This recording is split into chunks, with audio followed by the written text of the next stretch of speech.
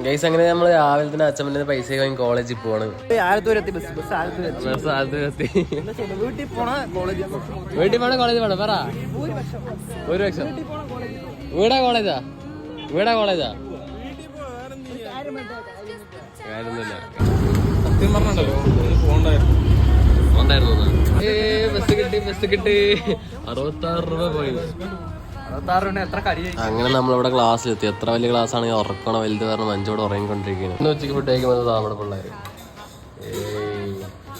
എന്നാണ് നമ്മുടെ മലയാളി കട എന്ന് പറഞ്ഞത്. ഇന്ന് തുറന്നിട്ടുണ്ട്. ഇല്ല മഞ്ചു ഒന്ന് ഹാപ്പി. നമ്മുടെ കട തുറന്നിട്ടുണ്ട്. ചെറുതാണ് വേറെ തരുമെന്നൊക്കെ.